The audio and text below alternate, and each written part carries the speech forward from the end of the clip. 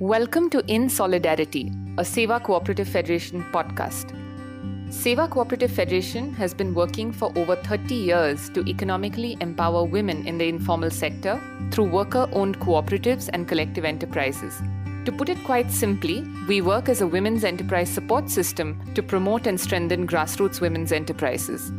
Through this series of podcasts, we hope to cover themes that are of importance to informal women workers and their cooperatives and collective enterprises, and how we can create an enabling environment for women's enterprises to thrive.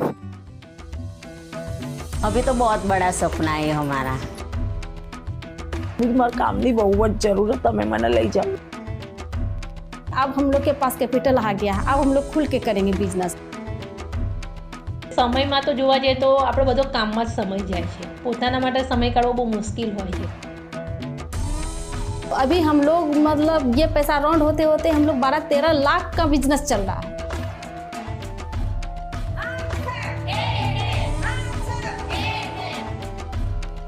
You've tuned in to In Solidarity, a Seva Cooperative Federation podcast. Bharti Ben from Trupti Nashta Cooperative says, અમે 5:30-6 ઉઠીએ છીએ। સવારે ઉઠીને કચરો વાળે કાઢો, પછી કચરાનો ડબ્બો બહાર મૂકી। My day starts at 5:30 a.m. I take care of the housework, cook, pack food for the children, clean and wash before I can leave for work. I often have to wait for a long time at the bus stand to get the bus to my cooperative's office. I work the whole day. In the evening, once I get home, I cook, clean, buy milk and vegetables for the next day. It is 11:30-12 by the time my day is over. During the January to March quarter of 2022, the estimated labor force participation in India stood at 20.4%, the lowest in South Asia. Women's workforce participation in India is at an all-time low. What do these low labor force participation rates tell us about women's work?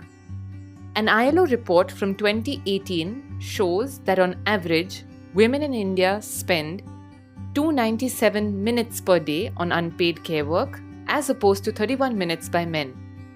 Several studies suggest that women workers are disproportionately represented in labor force surveys because of the nature of the work they perform, which is often home-based, subcontracted, or through sources of self-employment. My name is Priyanka, and joining us today on episode 3, titled Changing the Lens, Making Visible the Invisible, is Shrayana Bhattacharya. Shrayana is an economist trained at Delhi University and the Harvard Kennedy School. Since 2006, she has worked on research projects with the Institute of Social Studies Trust, Seva, and the Center for Policy Research. In her first book of nonfiction, titled Desperately Seeking Shah Rukh, India's Lonely Young Women and the Search for Intimacy and Independence, Shrayana explores the economic and personal trajectories of a diverse group of women in their search for intimacy, independence, and culture. Welcome, Shrayana. We're absolutely delighted to have you on this episode of In Solidarity. No, Priyanka Ben, it's such a pleasure. This book would not exist had it not been for my association with Seva, and I think when you reached out to me, it really felt like a homecoming. So it's a pleasure to be here, and looking forward to our conversation. So I'm going to jump right in. I wanted to start with talking a little bit about women and informality. For women in the informal sector, their work is completely invisible. So much so that women sometimes don't even think of themselves as workers, even if they work, 18-20 hours a day. Now, data shows that women's workforce participation is at an all-time low. But what does that really mean? And how do we begin to understand and interpret this?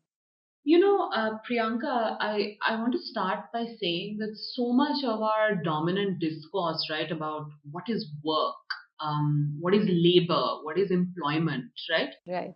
All of that is very embedded in very neoclassical frameworks of a monetary economy, right? Where money, cash, liquidity, they accrue value and increasingly accrue social value to the work that is being done, the way we're using our bodies, our energies, our time, our minds, right?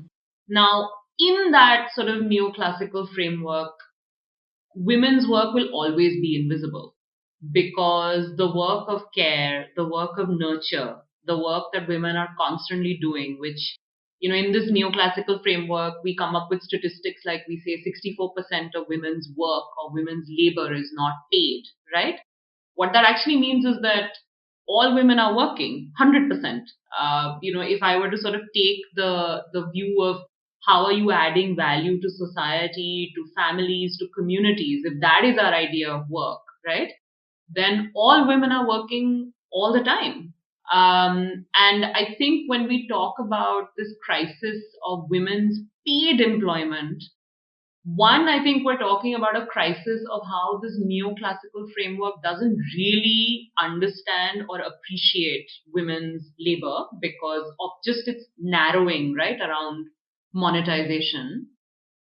And so that's sort of one broad theoretical issue. And then there's, I think, the larger practical issue of this neoclassical framework then also interfacing with very patriarchal constructs of male dominance, men feeling like they have esteem and prestige based on the cash that they earn or the assets that they own or the machines that they run, right? Right. And I think both of that contributes in this invisibilization that you're talking about. And to me, I think the question around home-based workers, women in the informal economy, the fact that all data shows us that women are flexible, right? So there's a wonderful paper recently by Professor S1E3 and her colleagues at Ashoka University. And one of the things she argues, looking at long-term panel data on women's work, is that women are constantly in and out, right, of the paid workforce. And what is that signaling to you? That's signaling that women are working, and then when they have the energy, the need, the opportunities to want to perhaps express themselves and express themselves in the world outside the home as well, they take up those opportunities. And when it's not possible, they withdraw, right?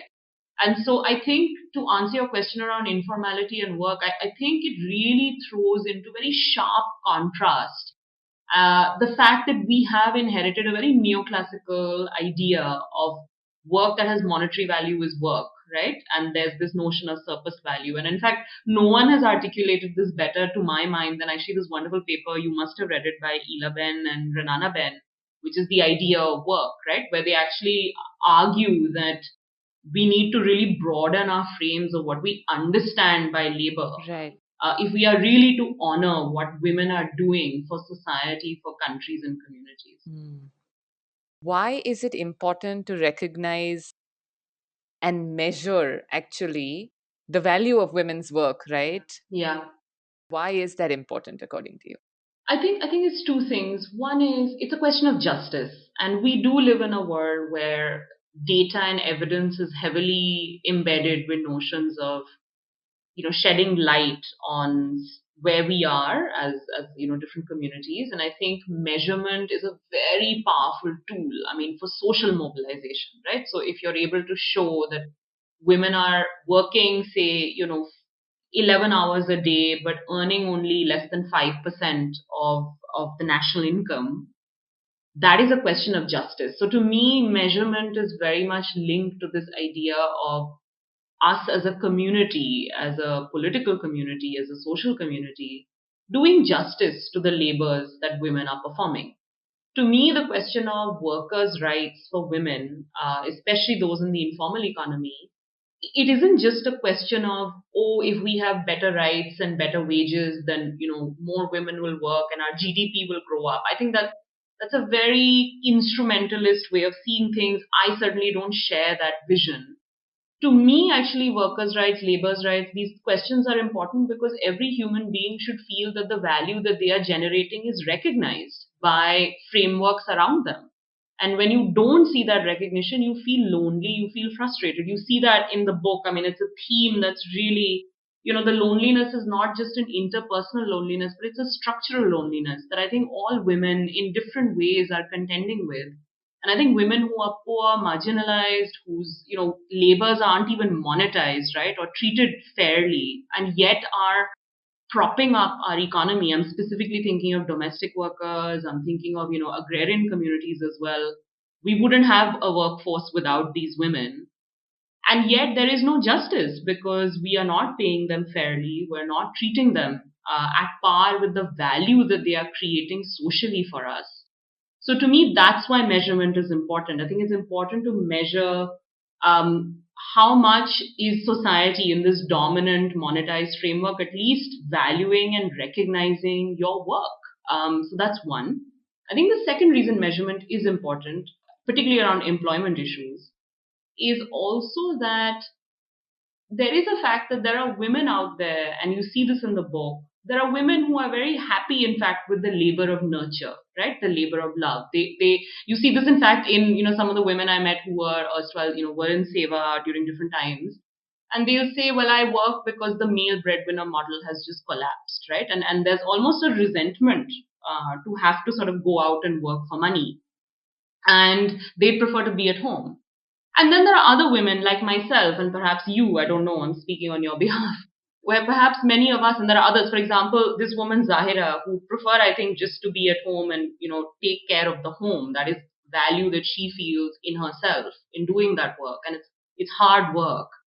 Her daughter, on the other hand, is not interested in that work. Meenal, you see, she wants to be out and she wants to sort of cultivate a professional identity. And the other reason I think measurement is important is because I think our society, even in this framework, is really failing young girls like Meenal and their aspirations. And I think it's important to measure the level to which men's aspirations or upper caste aspirations are met, but the aspirations of perhaps a young Muslim woman living in the precariat of our country are not being met and are being frustrated. And I think measurement, again linking it to that notion of justice, it gives you a sense of that, right? The gap, that the social arc that we need to climb. And so to me, measurement is not just something that economists feel very proud of and statisticians are so happy with the numbers they've created.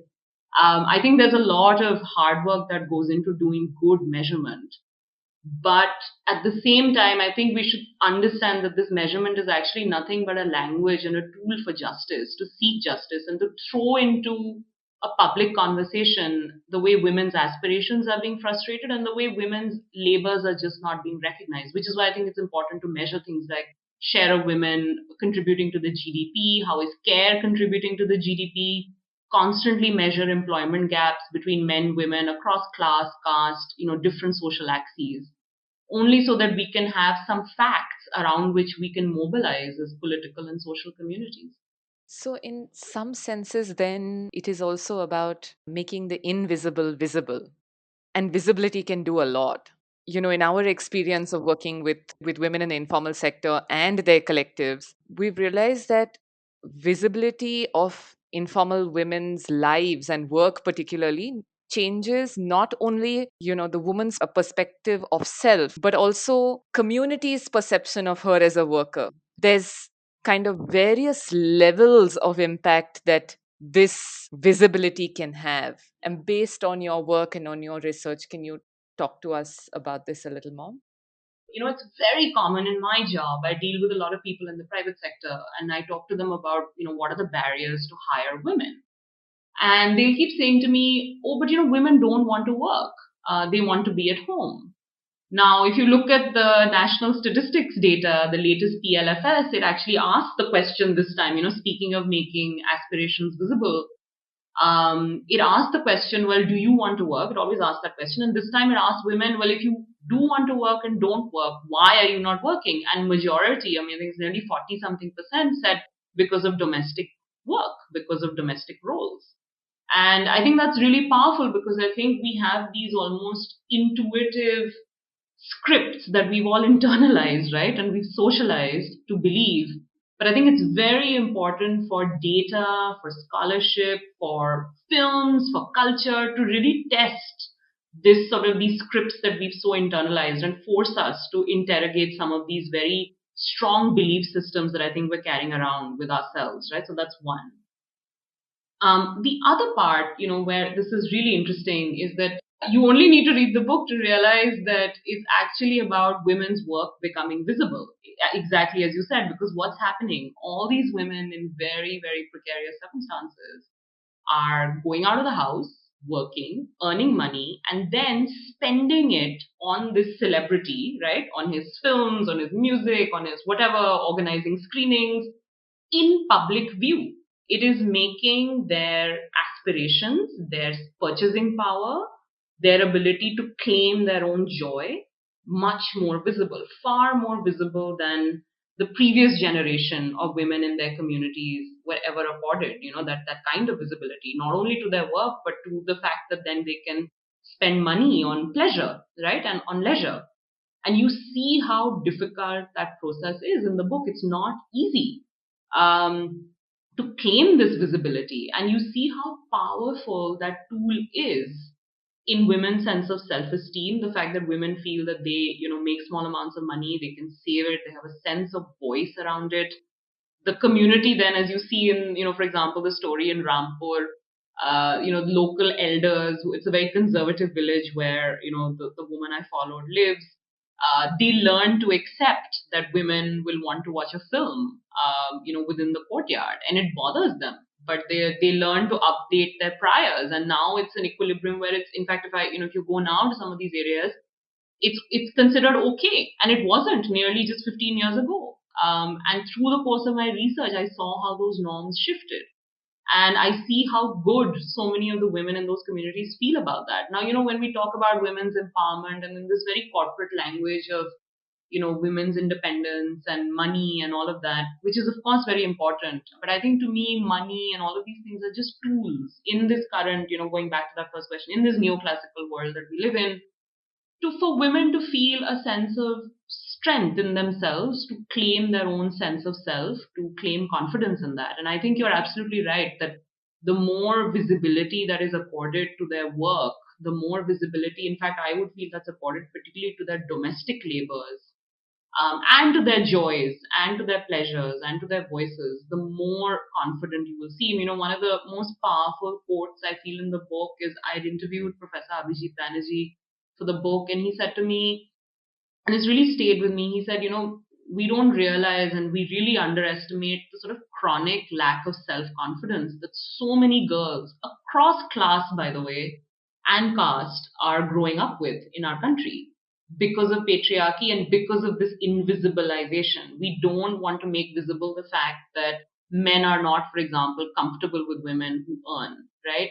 We don't want to visibilize the crisis of masculinity that is mirroring the rise in women's voices and collectives.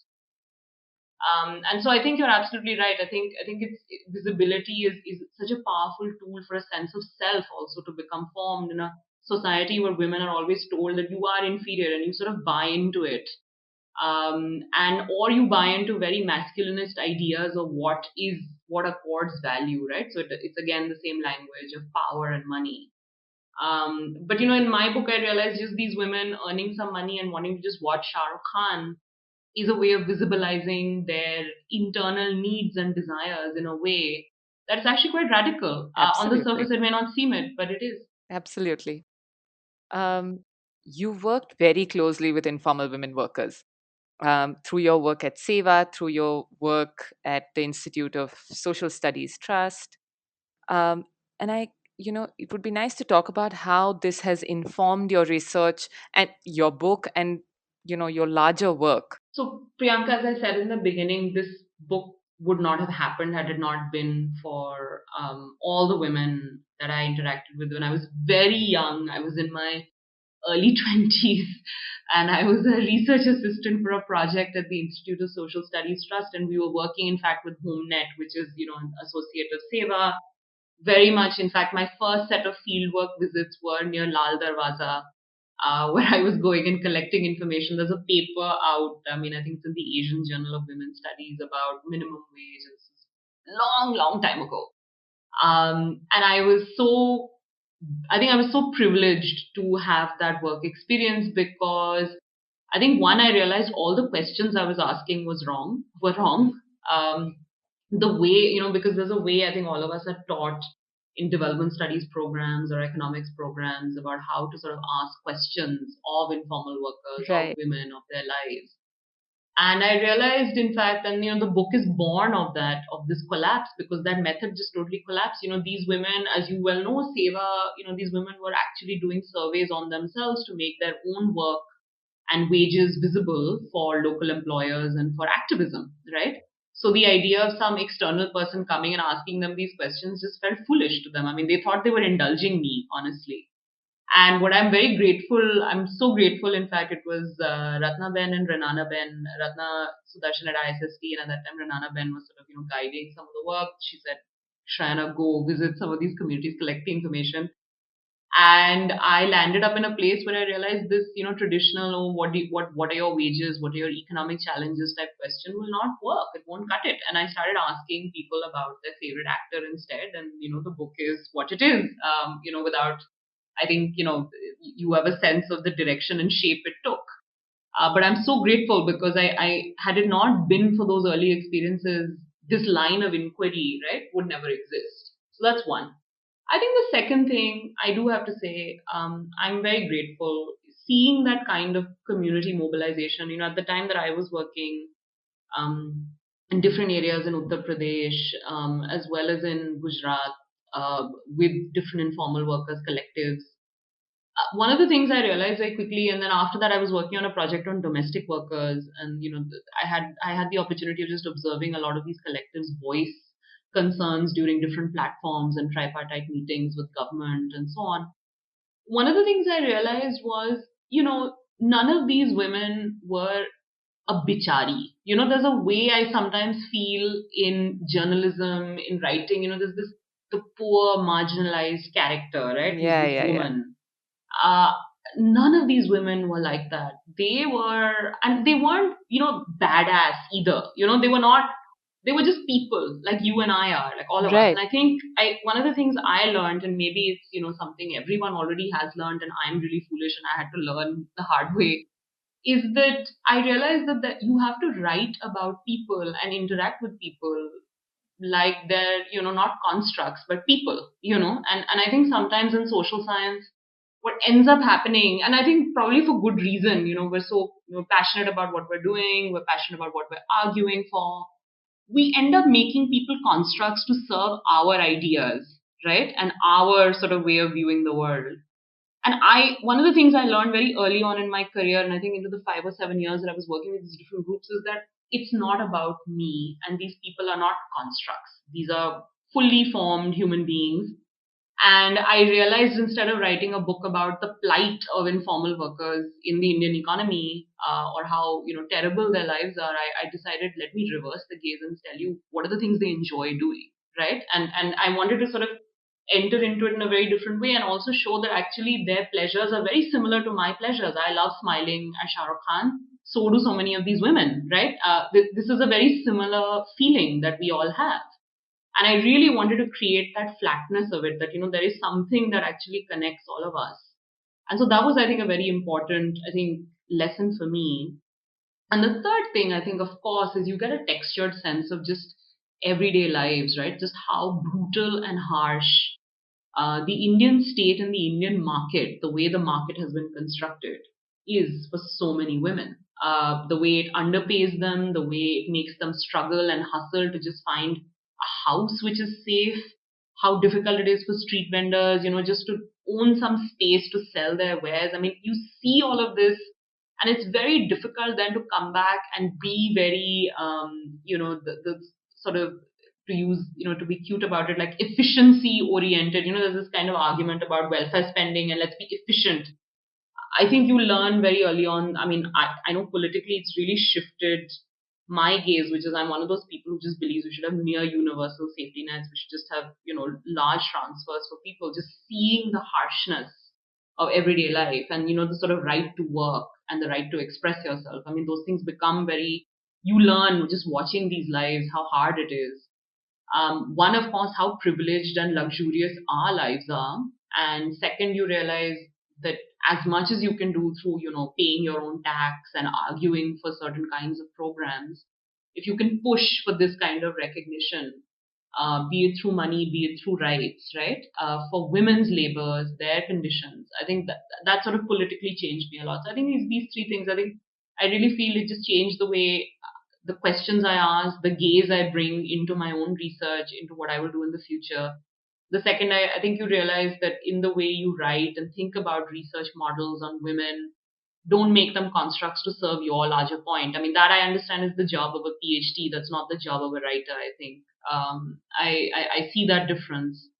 And the third is I really do feel that it's just changed politically. I think my preference functions, I think to use that language, on welfare spending, on just, how I understand life. And this book would not exist, I think, had it not been for the hours and years I spent just being a quiet observer, and listening more than asking questions, perhaps. And I think it's made me ask better questions. So, in that sense, Shah Rukh is only an entry point then. Yes, I mean, Shah Rukh Khan knows this book is not about Shah Rukh Khan. It's to me, it was very obvious. I think the power, of course, of his icon is that it triggers these conversations. I don't know very many celebrities who could trigger this kind of conversation cross class, cross region, right? Like it just sort of somehow it happens. But he is an entry point to talk about how women struggle to access money, they struggle to access markets, they struggle to access media, they struggle to access safe spaces, they struggle to access leisure time and fun.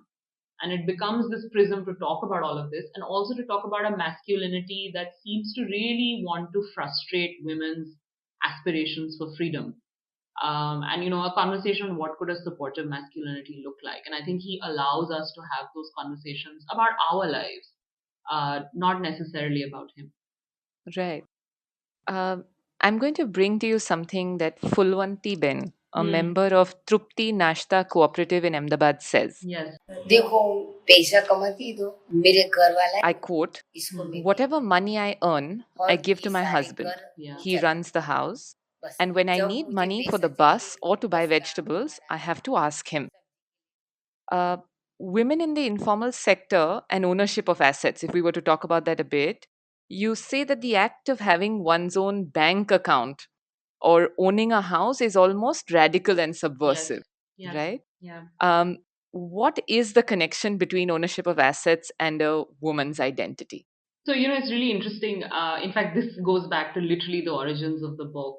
When I was in Ahmedabad, I was doing a survey, and suddenly, this woman who I call Zahira in the book, she turned to me and she said, well, we were talking about housing loans, and I think you know this very well. There are financial products that Seva was helping connect women with, and there were sort of, specialized interest rates and so on for women. And yet we were noticing that uptake was somewhat low, and often many of the women would take the loans in men's names, right? Their husband's name or son. And so I was asking, why is this happening? And because, in my mind, again, I'm trained in that sort of very feminist approach of, you need to own it. It needs to be registered. It needs to be in your sort of, there's a kind of way we understand it, because that means that you have an exit option, right? In turn, anytime there's a conflict, you can call assets your own. If there's abuse, if there's violence, if you're just unhappy, you can leave. And often we have to acknowledge that marriage is a kind of safety net for most women, along with when the public distribution system and Narega won't work. Marriage is what allows women to access a house. It allows them to access some money, right? Through men, through family, through insurance mechanisms. Now, if women have assets on their own, they can at least exit extremely exploitative structures. And so I was coming from that perspective. So I asked this woman, I said, why are these loans not happening in their own names and so on? And she said, well, have you seen Kuch Kuch Hota Hai? And I said, yeah, I have. And she said, well, there's a line in Kuch Kuch Hota Hai that will explain this to you. And then she didn't say anything more. I went back and I went and, figured out a way, I think within the week, to watch that film. And there's a line where actually someone says to Kajal's character that if there is no love, then you have a building and you don't have a home. Like you have a house, right? Like the physical structure of a house. But love and familial civility and sort of everyone getting along together is what makes a house a home.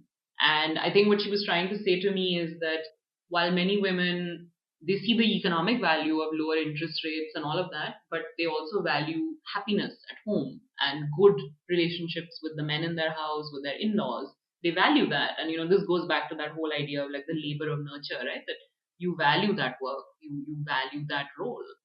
And so, as a consequence, many times you find women are making these trade offs between independent access to assets vis-a-vis this idea of, familial nurture.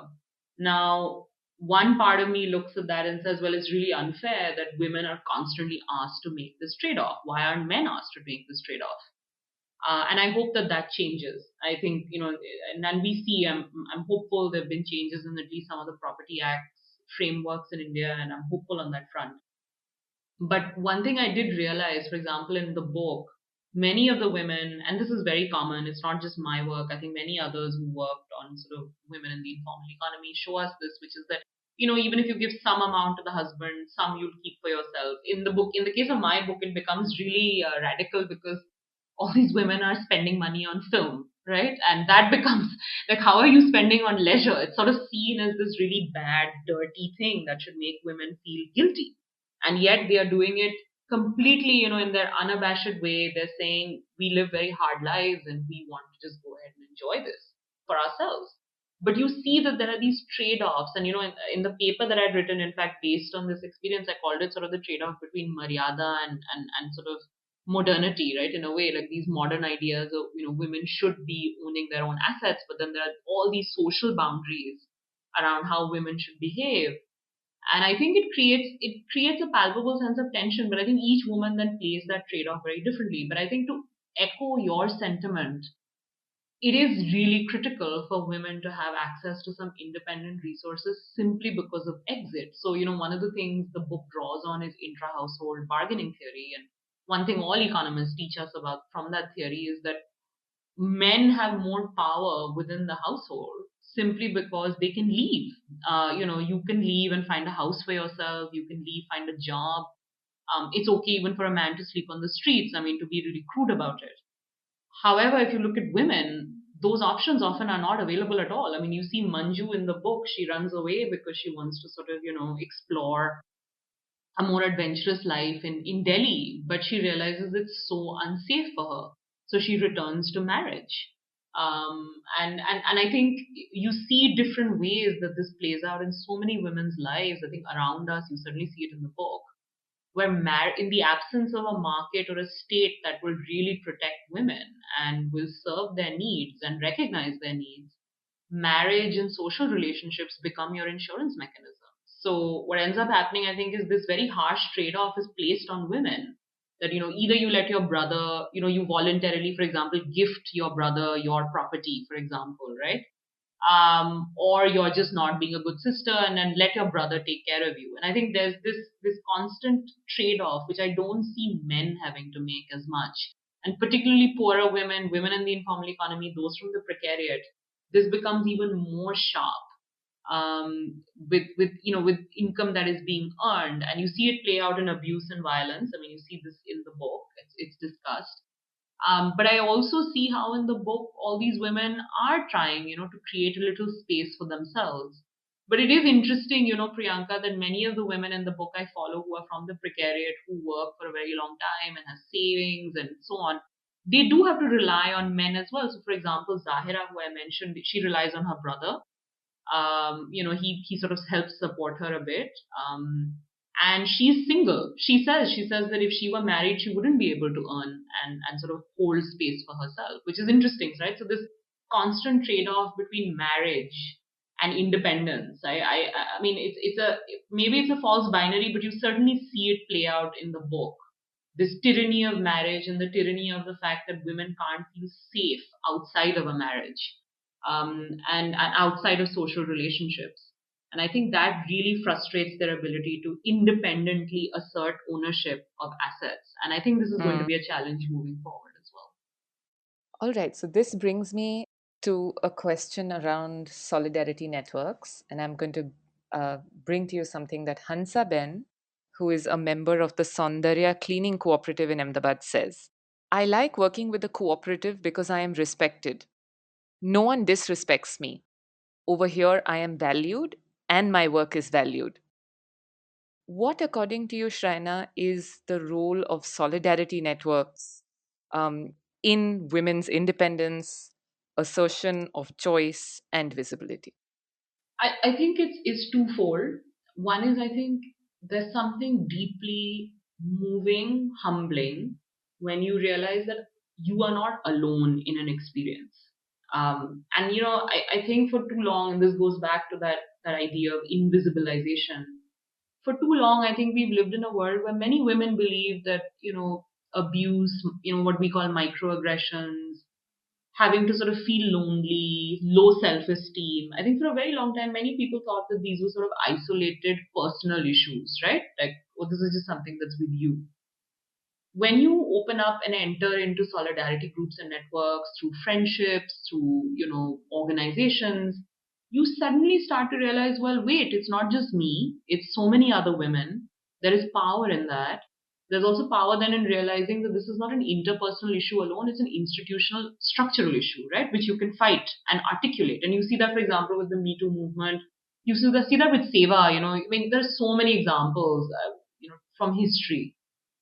And I think there's something very powerful in just that abating of loneliness. Because the one thing, I really sensed in the book, and it still makes me very sad, and I see it in so many of the reactions to the book. So many women write to me saying, our lives are really lonely. There's a deep sense of isolation.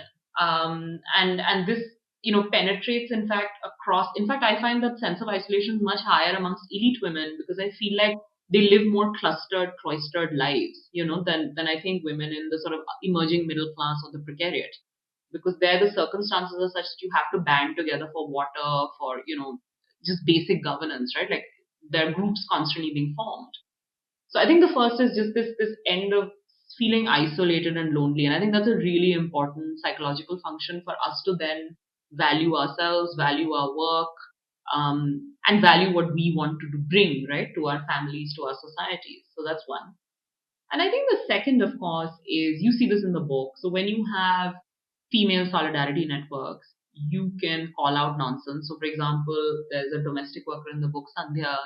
She explains in the book that they're not formally unionized, but they have informal collectives of domestic workers who work in the similar neighborhood. These are part-time domestic workers, and they can also tell you which house not to work for, where to peg your wages, not to undercut wages, right? Across. So there are informal collectives that also help with sort of economic livelihoods, with wage setting. So there's a functional parameter there as well, right?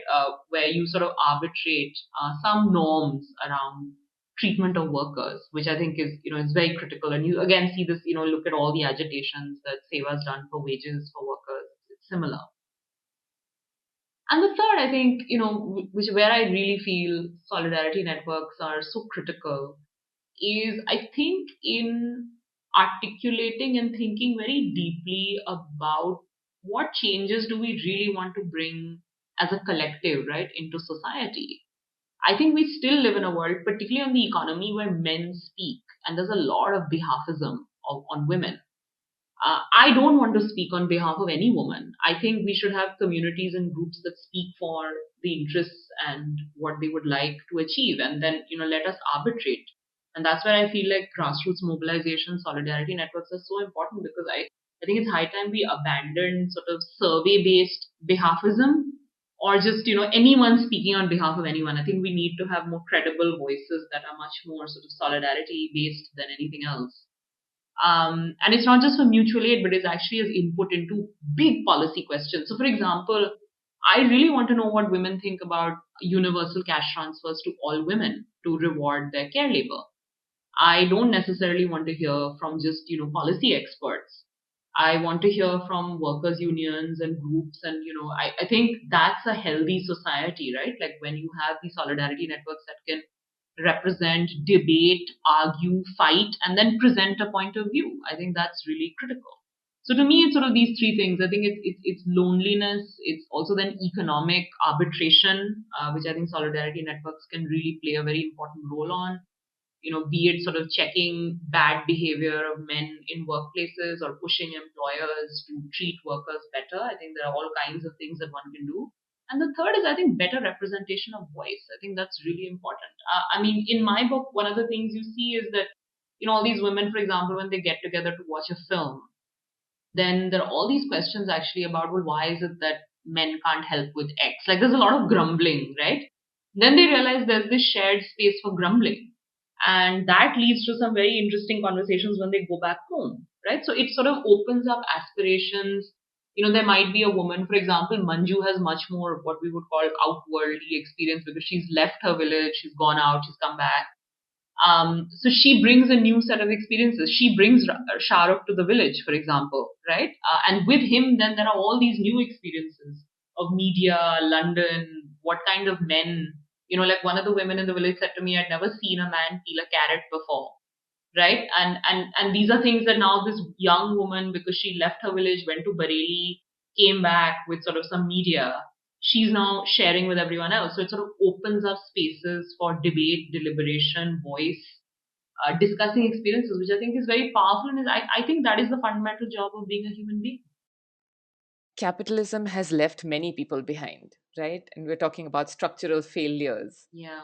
Um, what is the alternative where women in the informal sector are not left behind? Can women-owned, women-led collectives, right, or cooperatives, for instance, be the solution? What's your take?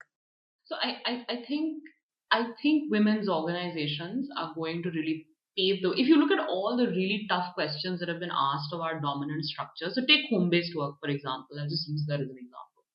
And I write this in the book. What does it actually do? It really pushes against this idea, right, of the home is for rest and recreation, and the world outside is for the market and for productive work. One of the things you realize that home-based work does is it visibilizes this tension that women are stuck with, which is you have to do work that is also not remunerated but valuable at home, and you still want to work to earn money, so you combine both within the home. But our policy parameters right now don't acknowledge the home as a site of work, right? Now, to me, one of the principal tenets, in fact, of what you call the capitalist framework, maybe I call the neoclassical framework, we can sort of quibble about language, it's the same thing. But I think what we're all railing up against is the fact that the home is not acknowledged as a productive place, which is a lie. We would not have a GDP if the home was not a productive place.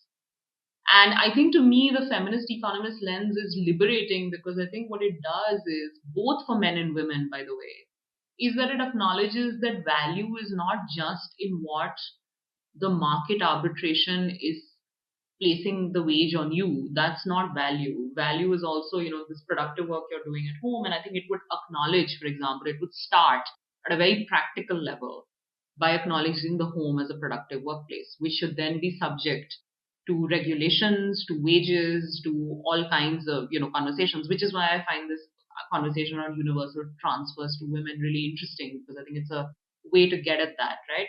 Or rights for home-based workers and domestic workers, very important from a practical point of view, but also actually from a theoretical point of view also of how we understand our society and the frameworks we operate in.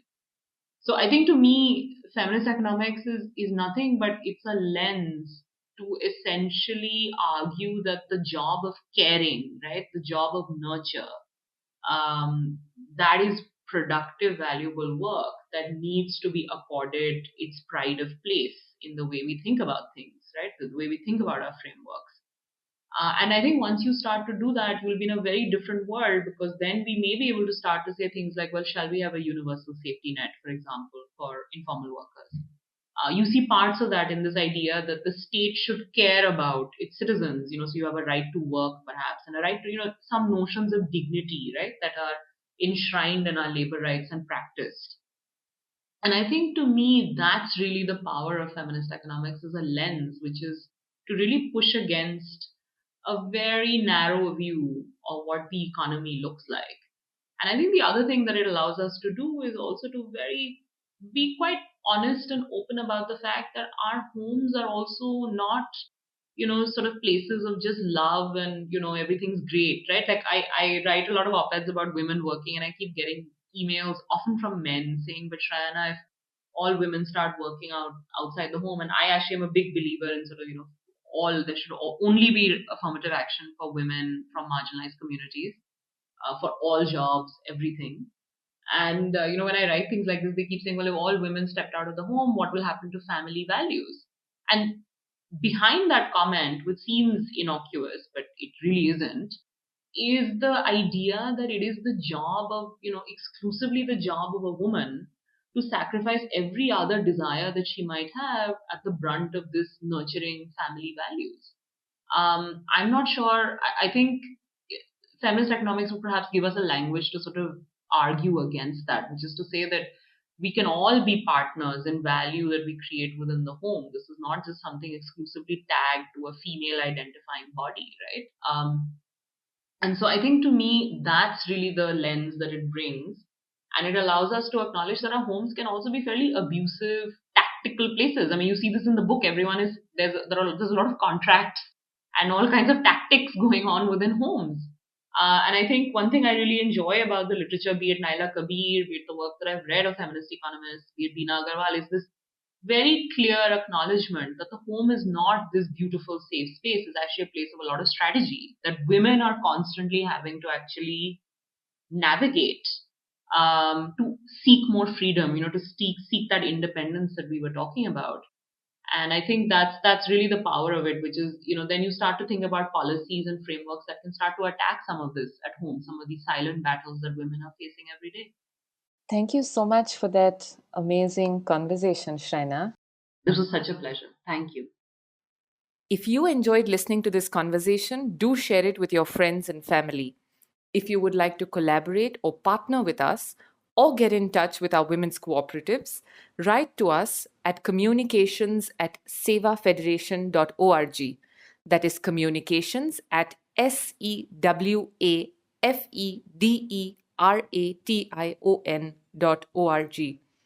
We'll be back with another guest and another episode. Until then, stay tuned to In Solidarity.